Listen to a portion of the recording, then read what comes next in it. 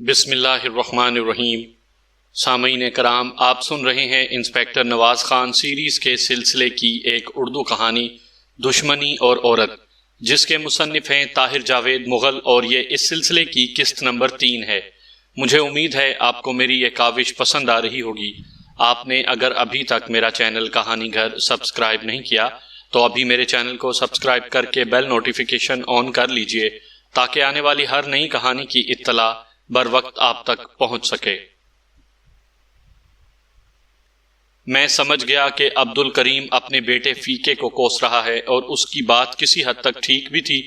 یہ سارا چکر نوراں کی وجہ سے ہی چلا تھا۔ نامعلوم غنڈوں سے نوراں کی عزت بچانے کے بعد فیقے نے اسے اپنے گھر میں رکھ لیا تھا۔ بعد ازاں وہ خاموشی سے چودھری جمالے کے پاس چلی گئی تھی اور فیقہ نئے چکروں میں پھنس گیا تھا۔ میں نے بوڑھے عبد الکریم سے واقعے کی تفصیلات پوچھیں تو اس نے روتے ہوئے بتایا، جناب، ہم رات کے کھانے کے لیے بیٹھے ہوئے تھے، ادھر سامنے چولہے کے پاس میری بیٹیاں صفیہ اور رقیہ بھی پاس تھیں۔ چھوٹی رقیہ تندور میں روٹیاں لگا رہی تھی، بڑی چولہے پر ہانڈی دیکھ رہی تھی۔ کسی نے دروازہ کھٹکھٹایا۔ میرے بیٹے سجاد نے اٹھ کر دروازہ کھولا۔ 8-10 آدمی بندوقیں اور خنجر لہراتے ہوئے اندر گھس آئے۔ غصے سے ان کے چہرے بگڑے ہوئے تھے اور وہ ننگی گالیاں دے رہے تھے۔ چند غنڈوں نے صفیہ کو دبوچ لیا۔ میں اور میری بیوی نے اسے بچانا چاہا تو انہوں نے بندوق کے دستوں سے بری طرح مارا۔ یہ دیکھیں، میرے بازو، میری پسلیاں، سارا جسم نیلو نیل ہو رہا ہے۔ 2 آدمی رقیہ کی طرف بڑھے۔ اس نے تندور پر پاؤں رکھا اور ہمسایوں کے گھر بھاگ گئی۔ وہ ظالم صفیہ کو گھسیٹتے اور کھینچتے ہوئے گلی میں لے گئے اور دروازے کو باہر سے کنڈی چڑھا دی۔ ہماری چیخوں سے پورے محلے میں کوہرام مچا ہوا تھا، لیکن کسی میں ہمت نہ ہوئی کہ ہماری مدد کو آتا۔ سجاد کا سر پھٹ چکا تھا، پھر بھی اس نے ہمت کر کے دیوار پھاندی اور گلی میں کود گیا۔ اس وقت تک وہ بدماش ہوائی فائرنگ کرتے گلی کے موڑ تک پہنچ چکے تھے۔ سجاد کوئی 2 فرلانگ تک دہائی دیتا ان کے پیچھے بھاگا، آخر بے ہوش ہو کر گر گیا۔ اس وقت وہ ہسپتال میں ہے۔ بوڑھے کی پوری روداد سن کر میں نے اس سے مختلف سوالات کیے۔ ان میں سے ایک سوال یہ بھی تھا کہ اس نے حملہ آوروں میں سے کسی کو پہچانا ہے۔ اس نے سینے پر ہاتھ رکھ کر کہا کہ اس کے گھر میں سب سے پہلے گھسنے والا وہی نمبردار جمالہ تھا جو کچھ ہفتے پہلے پولیس کے ساتھ جیپ میں بیٹھ کر آیا تھا۔ رات کو کوئی 11 بجے تک ہم تفتیش میں مصروف رہے۔ پھر انسپیکٹر بلدیو سے چند ضروری مشورے کرنے کے بعد میں گاؤں واپس روانہ ہو گیا۔ سخت سردی میں گھوڑوں پر سوار ہم نے 14 میل کا فاصلہ کوئی 3 گھنٹے میں طے کیا اور صبح 2 بجے گاؤں واپس پہنچے۔ اللہ وسائی کے گھر سے رونے پیٹنے کی آوازیں آ رہی تھیں اور رات کے سناٹے میں یہ صدا دور دور تک پھیل رہی تھی۔ یہ رونا پیٹنا سدھو کے لیے تھا، اس مخبوط الحواس لڑکے کے لیے جس نے ایک غیرت مند بھائی کی طرح بہن کی خاطر جان دے دی تھی۔ ایسی باغیرت دیوانگی پر ہزاروں بے غیرت عقلیں قربان کی جا سکتی تھیں۔ تھانے میں ASI فرزند علی نے مجھے بتایا کہ سدھو کی لاش پوسٹ مارٹم کے لیے روانہ کی جا چکی ہے۔ نمبردار جمالے کے بارے میں اس نے کہا کہ اس کا فی الحال کوئی پتہ نہیں۔ ہاں، بڑا نمبردار شاہ دین حویلی ہی میں ہے۔ میں غصے میں بھرا ہوا اسی وقت حویلی روانہ ہو گیا۔ حویلی میں نمبردار شاہ دین سے میری ملاقات تو ہوئی، لیکن اس ملاقات کا وہی نتیجہ نکلا جو مجھے پہلے سے معلوم تھا۔ ہر وڈے وڈیرے اور عیار جرائم پیشہ کی طرح شاہ دین نے بھی پروں پر پانی نہیں پڑنے دیا اور کہا کہ اس کا بیٹا تو کل صبح سے ایک ڈیزل انجن خریدنے کے لیے لاہور گیا ہوا ہے۔ میں نے حویلی سے روانہ ہوتے وقت نمبردار سے 2 ٹوک الفاظ میں کہا کہ وہ جتنی جلدی ہو سکتا ہے لڑکی برآمد کروا دے، ورنہ میں کسی کا لحاظ نہیں رکھوں گا۔ شاہ دین نے طنزیہ لہجے میں کہا، بھرا جی، پہلے چودھری شیر علی سے اللہ وسائی کی دھی تو برآمد کراؤ، اور اگر اس کام سے فارغ ہو جاؤ تو پھر اللہ وسائی کے پتر کے قاتل کو پکڑو۔ ابھی بڑے کام پڑے ہوئے ہیں تمہارے کرنے کے۔ شاہ دین کے تلخ لہجے سے میرا دماغ بھی گھوم گیا۔ میں نے کہا، نمبردار، میں تیری بڑی عزت کرتا ہوں، کہیں مجھ سے کچھ سن نہ بیٹھنا۔ مجھے پتا ہے مجھے کون سا کام کرنا ہے اور کب کرنا ہے۔ میں تیرے اور شیر علی جیسے بہت سے چودھریوں کو دیکھ چکا ہوں۔ شاہ دین نے اپنے لہجے کو ذرا سنبھالتے ہوئے کہا، بادشاہو، ہم نے کیا کیا ہے؟ تم نے یہ کیا ہے کہ قانون کے ہوتے ہوئے اپنی دشمنیاں خود نپٹانے کی کوشش کر رہے ہو۔ تمہارا خیال ہے کہ نوراں کو شیر علی نے اٹھوایا ہے؟ چاہیے تو یہ تھا کہ تم پولیس میں رپورٹ کرتے، اس کے بجائے تمہارے پتر نے امرتسر جا کر فیکے کی بہن کو اغوا اور اس کے بھائی کو شدید زخمی کر دیا ہے۔ اب تم دونوں مجرم ہو، تم بھی اور چودھری شیر علی بھی، بلکہ میرا خیال ہے کہ تمہارا جرم بڑا ہے، کیونکہ یہ بات تمہاری طرف سے شروع ہوئی ہے۔ تمہارے بیٹے نے فیکے کو مار کر کھیتوں میں پھینکا تھا، جہاں سے اسے چودھری شیر علی کے بندوں نے اٹھایا اور اس کی جان بچائی۔ شاہ دین نے کہا، میرے بیٹے نے کسی فیکے کو نہیں مارا اور نہ ہی کھیتوں میں پھینکا ہے، اور اگر فرض کر لیا جائے کہ ایسا ہوا بھی تھا تو اس میں اس کنجری کے پتر کو کیا تکلیف تھی؟ شاہ دین کا اشارہ شیر علی کی طرف تھا۔ میں نے کہا، خدا کی لاٹھی بے آواز ہوتی ہے شاہ دین، تم نے اس غریب کو پھڑکا کر کھیتوں میں پھینک دیا۔ تم نے اور تمہارے بیٹے نے سوچا ہوگا کہ اس کے پیچھے آنے والا کون ہے۔ قدرت نے اسے ایک ایسے شخص تک پہنچا دیا جو تمہاری طرح زور آور ہے اور تمہارا ناک میں دم کر سکتا ہے۔ جو اس نے کیا ہے اس کی سزا اسے ملے گی، لیکن تم بھی قانون کی خلاف ورزی کر کے بچ نہیں سکتے۔ میں پاؤں پٹکتا ہوا باہر نکل آیا۔ حویلی کے صحن سے گزرتے ہوئے مجھے اچھی طرح اندازہ ہو رہا تھا کہ نمبردار شاہ دین پوری تیاری میں ہے۔ حویلی میں کچھ نہیں تو 25-30 مسلح آدمی موجود تھے، اور اگر چودھری شیر علی کی طرف سے کوئی جوابی کارروائی کی جاتی تو اچھا خاصا خون خرابہ ہوتا۔ یقینی بات تھی کہ اب تک چودھری شیر علی کو فیکے کی بہن کے اغوا کا پتہ چل چکا ہوگا اور وہ آتش فشاں کی طرح کھول رہا ہوگا۔ یہ رات جتنی سرد اور تاریک تھی اتنی ہی خوفناک بھی ثابت ہو سکتی تھی۔ حویلی سے نکلتے ہی میں نے اپنا گھوڑا سنبھالا اور مبارک پور کی طرف روانہ ہوا۔ مبارک پور جو چودھری شیر علی کا گاؤں تھا، جہاں شیر علی کی وسیع 2 منزلہ حویلی میں مجھے فیکا اور نوراں کا سراغ مل سکتا تھا، اور اس قاتل کا بھی پتہ چل سکتا تھا جس نے کل شام مخبوط الحواس سدھو کو چھری مار کر ہلاک کیا تھا۔ کوئی 1 گھنٹے بعد میں مبارک پور میں شیر علی کی 2 منزلہ کوٹھی میں شیر علی کے سامنے بیٹھا تھا۔ شیر علی ایک نوجوان چودھری تھا، زیادہ سے زیادہ 30 سال عمر ہوگی۔ اس کا باپ اور ایک چچا زاد بھائی چند سال پہلے اس دشمنی کی بھینٹ چڑھ گئے تھے جو برسوں سے شاہ دین اور شیر علی کے گھرانوں میں چلی آ رہی تھی۔ شیر علی نے اپنی بڑی بڑی مونچھوں کے نیچے سے مسکرا کر میرا حال احوال دریافت کیا اور یوں بے وقت آنے کی وجہ پوچھی۔ وہ یہ ظاہر کر رہا تھا کہ اسے کچھ بھی نہیں پتا، حالانکہ اس کی آنکھیں بتا رہی تھیں کہ وہ آج رات ایک پل کے لیے بھی نہیں سویا۔ میں نے کہا، شیر علی، میں کوئی لمبی چوڑی بات کرنا نہیں چاہتا۔ 2 حرفی بات یہ ہے کہ سدھو کے قاتل راجپال سنگھ کو میرے حوالے کر دو اور اللہ وسائی کی دھی نوراں کو بھی سامنے لے آؤ۔ شیر علی نے کہا، نواز صاحب، میرا خیال تھا کہ آپ کوئی نئی بات کرنے آئے ہوں گے۔ یہ باتیں تو شام کے وقت آپ کا ASI بھی کر چکا ہے۔ میں آپ کو کیسے بتاؤں کہ نہ اللہ وسائی کی دھی میرے پاس ہے اور نہ راجپال سے میرا کوئی تعلق ہے۔ میں نے فیصلہ کن لہجے میں کہا، میں تمہاری حویلی کی تلاشی لینا چاہتا ہوں۔ وہ وکیلوں کے سے انداز میں جرا کرتے ہوئے بولا، نواز صاحب، آپ سے زیادہ قانون کون جانتا ہے؟ تلاشی کے لیے وارنٹ کا ہونا ضروری ہے۔ میں نے سن رکھا تھا اور مجھے خود بھی معلوم تھا کہ شیر علی بڑا قانونی بنتا ہے۔ تھانے کچہری کا اسے بہت تجربہ تھا۔ ساری قانونی دفعات اور عدالتی ہیر پھیر اسے آتے تھے۔ مجھے خاموش دیکھ کر کہنے لگا، آپ تو اچھی طرح جانتے ہوں گے، دفعہ 102 اور دفعہ 103 کے تحت کسی بھی شہری کو بلا وارنٹ خانہ تلاشی دینے پر مجبور نہیں کیا جا سکتا، اور تلاشی کے موقع پر گواہوں کا ہونا بھی بہت ضروری ہوتا ہے۔ میں نے کہا، دیکھو شیر علی، اگر میرے ساتھ قانونی چکروں میں پڑو گے تو تنگ ہوگے۔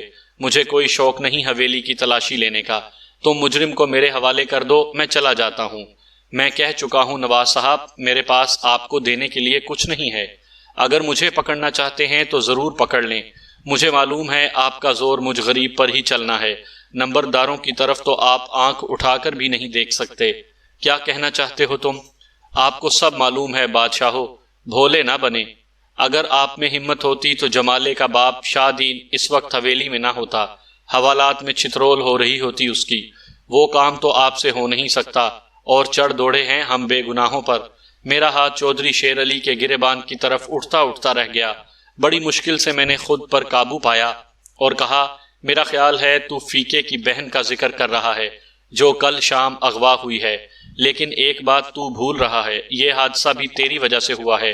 فیکے کی بہن کو نوراں کے بدلے اغوا کیا گیا ہے، اور نوراں کو اغوا کرنے والا تو ہے۔ تو نورا کو پیش کر دے، میں 2 گھنٹے کے اندر فیکے کی بہن کو برآمد کر لوں گا۔ چودھری شیر علی عجیب سی ہنسی ہنسا، بادشاہو اب پچھتاوے کیا ہوت جب چڑیاں چگ گئی کھیت، اب وہ بد نصیب برآمد ہو بھی گئی تو اس کا گھر والوں نے کیا کرنا ہے؟ وہ تو شاید خود اس کا گلا گھونٹ دیں۔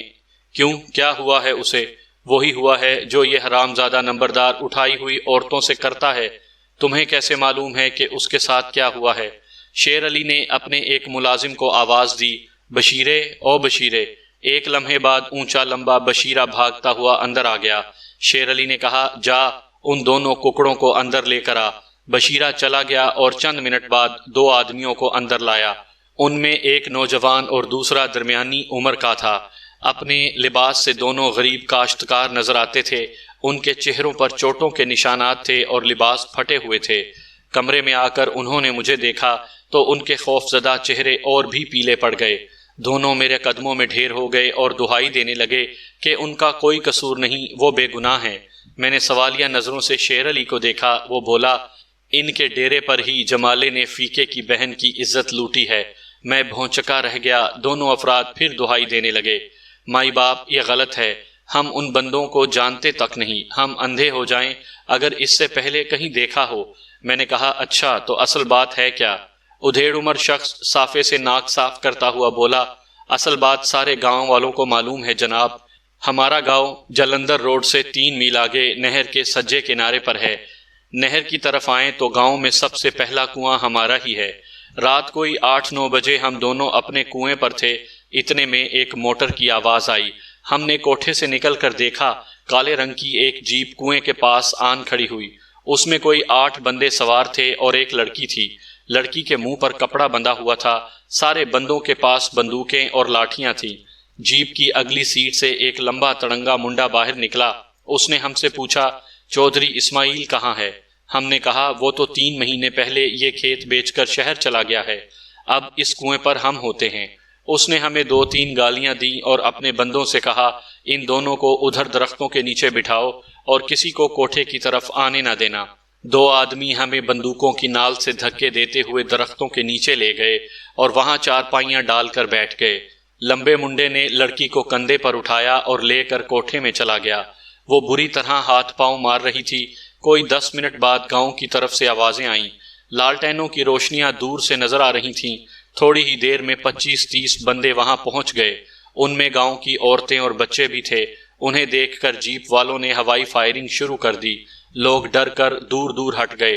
جیپ والوں میں سے ایک للکار کر بولا، خبردار کسی نے ماما بننے کی کوشش کی، گولیوں سے چھلنی کر دوں گا۔ گاؤں کے ایک جوان منڈے نے سامنے آ کر کہا، بے غیرت نہ بنو، کڑی کو چھوڑ دو، ہمیں پتا ہے کہ وہ سامنے والے کوٹھے میں ہے۔ جواب میں ایک رائفل والے نے تڑ تڑ فائرنگ کی۔ ہمارے گاؤں کا منڈا ٹانگ پکڑ کر بیٹھ گیا۔ ایک آدمی ڈرتا ڈرتا آیا اور اسے اٹھا کر واپس لے گیا۔ جیپ والے شراب پی کر بڑکیں لگاتے رہے اور ہوائی فائرنگ کرتے رہے۔ انہوں نے کسی کو کوٹھے کے قریب آنے نہیں دیا۔ کوئی 1 گھنٹے بعد جب پاس والے گاؤں سے بھی لوگ کنویں کے ارد گرد جمع ہونے لگے تو انہوں نے کڑی کو دوبارہ جیپ میں ڈالا اور ہوائی فائرنگ کرتے ہوئے پکی سڑک کی طرف نکل گئے۔ اس شخص کی بات ختم ہوئی تو چودھری شیر علی نے اپنے ملازم بشیرے سے کہا، چل ان دونوں کو باہر لے جا، ہمیں کوئی بات کرنی ہے۔ بشیرہ ان دونوں کو ٹھڈے مارتا ہوا باہر لے گیا۔ شیر علی طنزیہ لہجے میں بولا، آپ کی پولیس سے تو ہماری CID تیز نکلی۔ میرے بندے 10 منٹ پہلے اس کنویں پر پہنچ جاتے تو اب تک جمالہ ہاتھ پاؤں تڑوا کر آپ کی حوالات میں پہنچ چکا ہوتا۔ اب ساری بات میری سمجھ میں آ رہی تھی۔ ہماری طرح شیر علی کے بندے بھی جمالے کی تلاش میں تھے۔ کامیاب تو وہ بھی نہیں ہوئے تھے، مگر ہم سے ان کی کارکردگی بہتر رہی تھی۔ اب صفیہ کی عزت لٹ چکی تھی تو یہ ایک بہت بڑا سانحہ تھا۔ بہرحال یہ سب کچھ تو ہونا ہی تھا۔ یہاں دشمنی کی آگ بھڑک رہی تھی اور شرافت، عزت، جوانی، دوشیزگی سب کچھ اس آگ میں جل رہا تھا۔ میں تو اس علاقے میں صرف 2 سال پہلے آیا تھا۔ مجھے نہیں معلوم تھا یہ دشمنی کس کس نوراں اور صفیہ کی عزت کا خون کر چکی تھی۔ کتنے جمالے اور شیر علی اس رکابت کی بھینٹ چڑھ چکے تھے۔ میں نے شیر علی سے پوچھا، اب تمہاری CID کہاں تک پہنچی ہے؟ اس نے کہا، میں نے اپنے 2 کارندے امرتسر بھیجے ہیں، چودھری اسماعیل کی طرف۔ یہ شخص جمالے کا دوست رہا ہے اور کوئی 3-4 ماہ پہلے اپنے 3 کنویں اور زمین بیچ کر امرتسر چلا گیا ہے۔ ہو سکتا ہے اس سے جمالے کے کسی ٹھکانے کا پتہ چل جائے۔ بہت خوب، میں نے کہا، فیکے کی بہن کی بربادی پر تمہارا خون کھول رہا ہے۔ اس کا مطلب ہے تم مانتے ہو کہ فیکا اس وقت تمہارے پاس ہے اور اس کی محبوبہ نورا بھی اس حویلی میں ہے۔ میں یہ کیسے مان سکتا ہوں جبکہ مجھے ان دونوں کے بارے میں کوئی علم ہی نہیں؟ ٹھیک ہے، تو پھر میں وارنٹ لے کر ہی آؤں گا۔ میں اپنی جگہ سے کھڑا ہو گیا۔ میری نگاہیں بائیں جانب ایک دروازے پر لگی ہوئی تھیں۔ پچھلے آدھ گھنٹے سے مجھے شبہ ہو رہا تھا کہ کوئی اس دروازے کے پیچھے کھڑا ہماری باتیں سن رہا ہے۔ شاید شیر علی کا کوئی ملازم اس سے غداری پر اترا ہوا تھا۔ شیر علی نے کہا، ٹھیک ہے، آپ وارنٹ لے کر آئیں گے تو میں آپ کے ہر حکم کی تعمیل کروں گا۔ شیر علی سے باتیں کرتے ہوئے میں اس دروازے کے بالکل پاس پہنچ گیا۔ اچانک گھوم کر میں نے دروازے کے ہینڈل پر ہاتھ رکھا اور ایک جھٹکے سے اسے کھول دیا۔ ایک سریلی چیخ سنائی دی اور کوئی کمرے میں گرتے گرتے بچا۔ میں دیکھ کر حیران رہ گیا۔ یہ اللہ وسائی کی بیٹی نوراں تھی۔ اس نے پھولدار شلوار قمیص پہن رکھی تھی اور ایک کالی گرم چادر اس کے سر پر تھی۔ وہ چند لمحے پھٹی ہوئی آنکھوں سے میری طرف دیکھتی رہی، پھر یکدم مڑی اور وحشی ہرنی کی طرح بھاگ گئی۔ میں نے شیر علی کی طرف دیکھا، وہ اپنی جگہ دم بخود کھڑا تھا۔ اس کے چہرے پر غصے کے تاثرات تھے۔ میں نے اس کے سامنے جاتے ہوئے کہا، اب کیا خیال ہے شیر علی؟ اس سے بڑا ثبوت اور کیا چاہیے تمہیں؟ اس نے ایک گہری سانس لے کر اپنے غصے پر قابو پایا، آگے بڑھ کر زور سے دروازہ بند کیا اور مجھے لے کر واپس کرسی پر آ بیٹھا۔ کچھ دیر سوچ میں گم رہنے کے بعد بولا، نواز صاحب، سچی بات یہ ہے کہ میں آپ سے کچھ بھی چھپانا نہیں چاہتا تھا، لیکن مجھے ڈر لگتا تھا کہ نوراں اس حویلی سے باہر محفوظ نہیں رہ سکے گی۔ نمبردار کے 2 ٹانگوں والے پالتو کتے اسے چیڑ پھاڑ کر کے کھا جائیں گے اور ہو سکتا ہے کہ آپ بھی منہ دیکھتے ہی رہ جائیں۔ ٹھہریے، میں آپ کو شروع سے ساری بات بتاتا ہوں۔ کوئی 2 ہفتے پہلے میرے کچھ بندے رات کے وقت چودھری رحمت کے کھیتوں کے پاس سے گزر رہے تھے تو انہیں کسی کی ہائے ہائے سنائی دی۔ انہوں نے جا کر دیکھا ایک لڑکا جس کے جسم پر شہری لباس تھا، سخت زخمی حالت میں پڑا سسک رہا تھا۔ انہوں نے اسے اٹھا کر اپنے ریڑے میں ڈال لیا اور میرے پاس حویلی لے آئے۔ میں نے اس وقت شہر سے ایک واقف کار ڈاکٹر کو منگوایا۔ اس ڈاکٹر نے 8 پہر کی محنت کے بعد زخمی کی جان بچا لی۔ اس کا نام فیکا تھا۔ وہ بولنے کے قابل ہوا تو اس نے رو رو کر مجھے اپنی درد بھری کتھا سنائی۔ اس نے بتایا کہ وہ ایک لڑکی نوراں سے عشق کرتا ہے اور نوراں کے ساتھ والے گاؤں کا نمبردار جمالہ شہر سے اٹھا کر اسے یہاں لے آیا ہے۔ وہ نوراں کو ڈھونڈتا ہوا یہاں پہنچا تو نمبردار جمالے نے اپنے کارندوں کو ہاتھوں اسے بری طرح پٹوا کر کھیتوں میں پھینکوا دیا۔ فیکے کی کہانی کافی لمبی ہے اور آپ بھی اس کے بارے میں کچھ نہ کچھ جانتے ہی ہوں گے۔ مختصر بات یہ کہ فیکے کی بات سن کر میرا دل بھر آیا۔ میں نے دل ہی دل میں فیصلہ کیا کہ فیکا اور نوراں کو ملا کر رہوں گا۔ وہ دونوں ایک دوسرے کو چاہتے تھے اور جمالہ ان کے رستے کی دیوار بنا ہوا تھا۔ میں نے اگلی رات راجپال سنگھ کو 2 آدمیوں کے ساتھ جمالے کے گاؤں بھیجا اور وہ اللہ وسائی کے گھر سے نوراں کو اٹھا لائے۔ میں نے ابھی تک فیکے کو اس بابت میں کچھ نہیں بتایا تھا۔ میرا ارادہ تھا کہ 1-2 روز بعد جب اس کی طبیعت سنبھل جائے گی تو نوراں کو اس کے سامنے لے جاؤں گا۔ میں اسے حیران کرنا چاہتا تھا لیکن میری یہ خواہش پوری نہ ہوئی۔ دوسری روز صبح فیکا اپنے بستر سے غائب پایا گیا۔ اس کے دونوں بازو ٹوٹے ہوئے تھے اور سر پر بھی شدید چوٹیں تھیں، مگر وہ اس حالت میں نہ جانے کہاں چلا گیا تھا۔ میں نے 3-4 روز تک اسے بہت تلاش کرایا مگر کوئی کھوج نہیں ملا۔ مجھے بے حد دکھ ہوا۔ پہلے وہ نوراں کو رو رہا تھا، اب نوراں موجود تھی اور وہ نہیں تھا۔ اب کوئی 12 روز سے نوراں اس حویلی میں رہ رہی ہے، اسے یہاں کسی طرح کی تکلیف نہیں۔ یہ ٹھیک ہے کہ میں نے اللہ وسائی کی مرضی کے بغیر اسے یہاں لانے کا جرم کیا ہے، مگر آپ خود اس سے پوچھ سکتے ہیں کہ وہ یہاں اپنی مرضی سے رہ رہی ہے۔ جہاں تک میرا تعلق ہے میں اسے فیکے کی امانت سمجھتا ہوں۔ میں نے دل میں سوچا، اچھی امانت سنبھالی ہے تم نے فیکے کی، محبوبہ کے بدلے اس کی بہن اغوا کروا دی ہے۔ آفرین ہے تم چودھریوں کی عقلوں پر۔ وہ مجھے خاموش دیکھ کر بولا، نواز صاحب، اگر آپ نوراں کو لے جانا چاہتے ہیں تو مجھے کوئی اعتراض نہیں، مگر آپ دیکھ ہی رہے ہیں کہ ہمارے ساتھ نمبرداروں کی دشمنی کی آگ پھر بھڑک اٹھی ہے۔ یہ بیچاری کڑی بھی اس لپیٹ میں نہ آ جائے۔ میں نے کہا، تم بے فکر رہو، میں اس آگ کو ٹھنڈا ٹھار کر کے یہاں سے جاؤں گا۔ اب لگے ہاتھوں تم ذرا راجپال سنگھ کو بھی پیش کر دو۔ راجپال سنگھ کا نام سن کر چودھری شیر علی نے برا سا منہ بنایا۔ انسپکٹر نواز جی، بات یہ ہے کہ میں اس سکھڑے کے کول و فیل کا ذمہ دار نہیں ہوں۔ اگر اس نے کوئی قتل شتل کیا ہے تو یہ اس کا اپنا کام ہے اور اس کی سزا اسے ملنی چاہیے۔ مجھے اس کے بارے میں کچھ پتہ نہیں اور میں یہ وعدہ بھی آپ سے کرتا ہوں کہ میں اسے پناہ نہیں دوں گا۔ میں نے شیر علی کی باتوں سے اندازہ لگایا کہ راجپال نے نورا کے بھائی کو قتل کر کے شیر علی کو بھی ناراض کر دیا ہے اور اب وہ کسی طرح اس کی پشت پناہی نہیں کرے گا۔ میرے کہنے پر شیر علی نے نورا کو میرے سامنے بلا لیا۔ وہ خشک ہونٹوں کے ساتھ خاموش خاموش سی میرے سامنے آ بیٹھی۔ یہی وہ لڑکی تھی جس کی وجہ سے جمالے اور فیکے میں رقابت شروع ہوئی تھی اور جس کی وجہ سے وہ چودھریوں کے درمیان پرانی دشمنی کی آگ پھر بھڑک اٹھی۔ یہ لڑکی کئی مرتبہ اغوا ہو چکی تھی اور اس کی خوبصورتی نے ابھی اسے نہ جانے کیا کچھ دکھانا تھا۔ میں نے کہا، ہاں نورا بی بی، اب کیا چاہتی ہے تو؟ کس کس کا بیڑا غرق کرنا ہے ابھی تو نے؟ وہ ہاتھوں میں چہرہ چھپا کر سسکنے لگی۔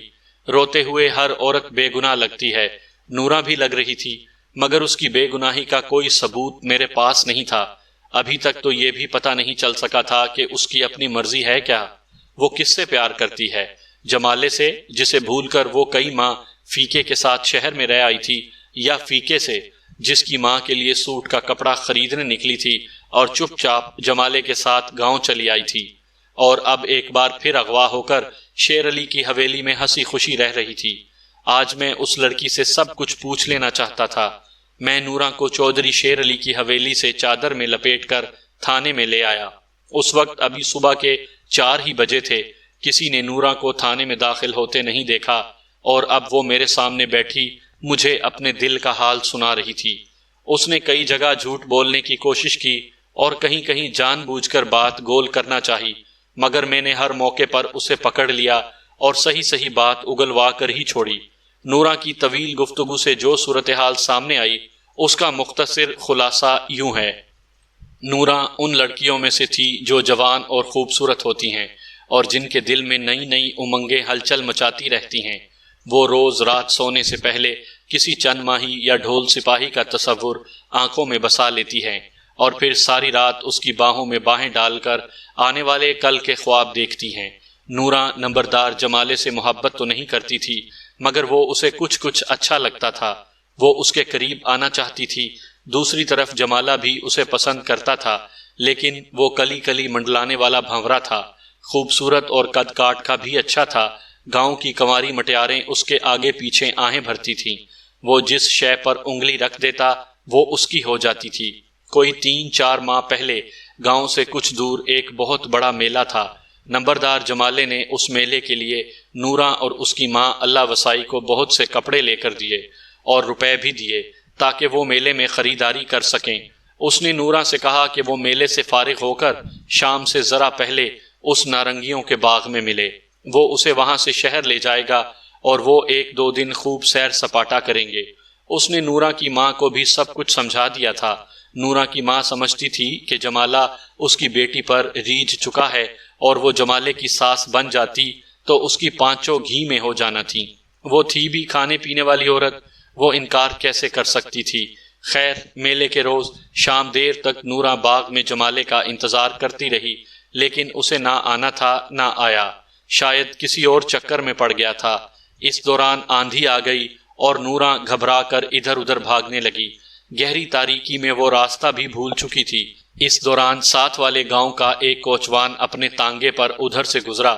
اس نے بیٹی کہہ کر نورا کو تانگے پر بٹھا لیا اور تسلی دی کہ وہ اسے اس کے گاؤں تک پہنچا دے گا۔ تیز آندھی اور تاریکی میں انہوں نے کوئی 1.5 گھنٹہ اپنا سفر جاری رکھا۔ میلے والی جگہ سے نورا کے گاؤں کا فاصلہ صرف 2.5 کوس تھا اور تانگا 1 گھنٹے میں وہاں پہنچ جاتا تھا، مگر 2 گھنٹے گزرنے کے باوجود یہ سفر ختم نہیں ہوا تو نورا کو شبہ ہونے لگا۔ پھر جب کوچوان نے تانگا ایک پرانے شمشان گھاٹ کی طرف پھیر دیا تو نورا کا دل اچھل کر حلق میں آ گیا۔ وہ پچھلی سیٹ سے اتری اور اندھا دھند بھاگتی چلی گئی۔ اسے اپنے پیچھے کوچوان کی آوازیں سنائی دی۔ وہ اس کا پیچھا کر رہا تھا۔ نورا کو کچھ معلوم نہیں تھا کہ وہ کتنی دیر کوچوان سے چھپتی رہی اور بھاگتی رہی۔ آخر ہانپ کر ایک چھوٹے سے نالے کے پل پر جا بیٹھی۔ اس کے گمان میں بھی نہیں تھا کہ وہ اپنے گاؤں کی مخالف سمت میں سفر کرتی شہر کے مضافات میں پہنچ چکی ہے۔ شہر جہاں شب کی تاریکی میں ہر موڑ پر ایک شیطان کی گھات ہوتی ہے، وہ سردی سے نڈھال اور خوف سے سہمی ہوئی نالے کی پلی پر بیٹھی تھی کہ ایک سائیکل سوار وہاں سے گزرا۔ نورا نے آواز دے کر اسے روکا اور کہا کہ وہ میلہ دیکھنے آئی تھی اور راستہ بھول گئی ہے، وہ اس پر مہربانی کرے اور اس کو اس کے گھر پہنچا دے۔ یہ سائیکل سوار ایک ریلوے ملازم تھا۔ اس نے نورا سے اس کے گاؤں کا نام پوچھا۔ نورا نے نام بتایا تو سائیکل سوار سمجھ گیا کہ چڑیا اپنے گھونسلے سے بڑی دور بیٹھی ہوئی ہے۔ اس نے کہا، بی بی، تم تو اس وقت شہر کے نزدیک پہنچ چکی ہو، یہاں سے تمہارا گاؤں کم از کم 15 میل دور ہے، اب تم واپس کیسے جا سکتی ہو؟ نورا رونے لگی۔ سائیکل سوار نے ہمدرد بن کر اسے تسلی تشفی دی اور بولا، میرے ساتھ سائیکل پر بیٹھ جاؤ، میں تمہیں گھر لے جاتا ہوں، وہاں میرے بیوی بچے ہیں، رات وہیں کاٹ لینا، صبح میں تمہیں واپس بھجوانے کا انتظام کر دوں گا۔ نورا ڈری ہوئی تھی، لیکن رات کی اس تاریکی میں وہ اکیلی جا بھی کہاں سکتی تھی۔ وہ سائیکل سوار کے ساتھ سائیکل پر بیٹھ گئی۔ وہ اسے سیدھا ریلوے گارڈ کی کوٹھڑی میں لے گیا۔ سکھ ریلوے گارڈ سائیکل سوار کا گہرا دوست تھا۔ بے بس اور خوبصورت نورا کو دیکھ کر دونوں کی نیت خراب ہونے میں 2 منٹ کی دیر بھی نہ لگی۔ انہوں نے نورا کو ڈرایا دھمکایا کہ وہ آوارہ گردی کے جرم میں تھانے چلی جائے گی، پھر وہ اس سے دست درازی کرنے لگے۔ جیسا کہ سامعین سن چکے ہیں، یہی وہ وقت تھا جب رفیق عرف فیقہ کارخانے کی دوسری شفٹ میں کام کر کے واپس آ رہا تھا۔ اس نے نورا کی چیخ و پکار سنی اور اس کی مدد کے لیے پہنچ گیا۔ ان دونوں لوفروں سے چھڑوا کر وہ اسے گھر لے آیا۔ یہاں وہ کئی ماہ رفیق کے ساتھ رہی۔ رفیق گو بہت خوبصورت نہیں تھا، قد کاٹ بھی معمولی تھا، لیکن اس کے دل میں ایک محبت کرنے والا دل تھا۔ وہ جمالے کی طرح نہیں تھا کہ اس سے ملنے کا وعدہ کرتا اور وعدہ بھول کر کسی اور کی باہوں میں چلا جاتا۔ وہ تو اس کی ایک مسکراہٹ کے لیے اپنی جان نچھاور کر دیتا۔ زندگی میں پہلی بار نورا کے دل میں کسی کے لیے پیار کی کومپل پھوٹی۔ وہ فیقے کو پسند کرنے لگی، اس کی باتیں سننے کے لیے بے چین رہنے لگی، شاموں کو اس کا انتظار کرنے لگی۔ جندہ کا نام تو قارئین کو یاد ہی ہوگا۔ اس عورت کے مکان میں ہی نورا اور فیقہ رہتے تھے۔ جندہ نورا کو بیٹی کی طرح سمجھنے لگی تھی اور وہ ہر وقت اس سے اس کے وارثوں کا پتہ ٹھکانہ پوچھتی رہتی تھی، لیکن نورا نے کبھی کسی کو کچھ نہیں بتایا۔ وہ اپنے ماضی کو بھول جانا چاہتی تھی، ماتھے پر بدنامی کا داغ لے کر کبھی اپنے جاننے والوں کے سامنے نہیں جانا چاہتی تھی۔ آخر ایک روز فیقے نے اس سے شادی کی درخواست کر دی۔ چند دن سوچ بچار کے بعد نورا نے حامی بھر لی۔ اپنی آمدن کے مطابق فیقہ شادی کی تیاری کرنے لگا۔ وہ دونوں بہت خوش تھے اور اپنی اپنی جگہ آنے والے سہانے دنوں کے خواب دیکھ رہے تھے۔ مگر ایک روز نمبردار جمالہ نورا کو فیقہ کی دنیا سے عقاب کی طرح اچک کر لے گیا۔ وہ بازار کپڑا خریدنے گئی تھی کہ جمالے سے اس کی مڈ بھیڑ ہو گئی۔ جمالہ اسے لے کر ایک باغ میں چلا گیا۔ وہاں اس نے نورا کو سمجھایا بجھایا، ڈرایا دھمکایا اور وہیں سے لے کر گاؤں واپس آ گیا۔ نورا جمالے کی خصلت کو اچھی طرح جانتی تھی۔ اسے معلوم تھا کہ اگر اس نے جانے سے انکار کر دیا تو اس کے ساتھ ساتھ فیقے کی زندگی بھی خطرے میں پڑ جائے گی۔ اس نے حالات کے سامنے سپر ڈال دی۔ محبت میں ٹھوکر کھانے کے بعد جمالے کی سوئی ہوئی محبت اب بیدار ہو چکی تھی۔ وہی نورا جس سے میلے میں ملنے کا وعدہ کر کے وہ بھول گیا تھا، جو اس کے لیے ایک عام لڑکی تھی، اب اس کے لیے دل کا روگ بنی ہوئی تھی۔ وہ اس سے شادی کرنا چاہتا تھا۔ اسی دوران اتفاقاً زری بائی کے کوٹھے پر اس کی ملاقات نورا کے عاشق نامراد فیقے سے ہو گئی اور حالات دوسرا رخ اختیار کر گئے۔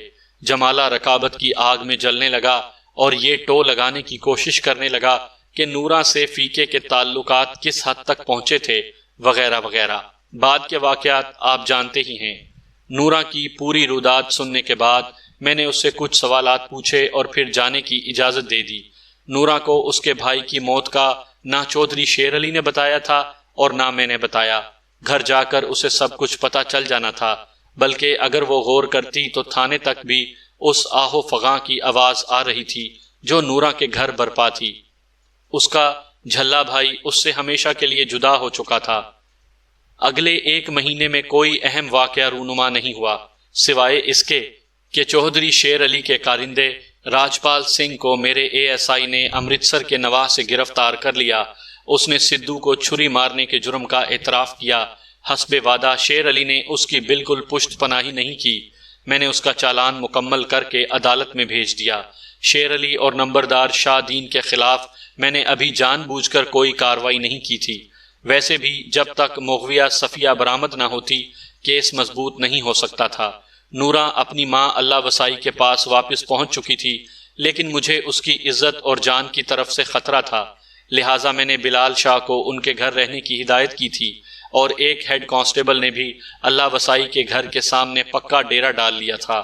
صفیہ اور نمبردار جمالے کا ابھی کوئی پتہ نہیں تھا۔ میں نے نمبرداروں کے 1-2 بندے گرفتار بھی کیے تھے، لیکن وہ نمائشی بندے تھے۔ اصل بندہ شاہ دین نے ایک بھی گرفتار ہونے نہیں دیا تھا۔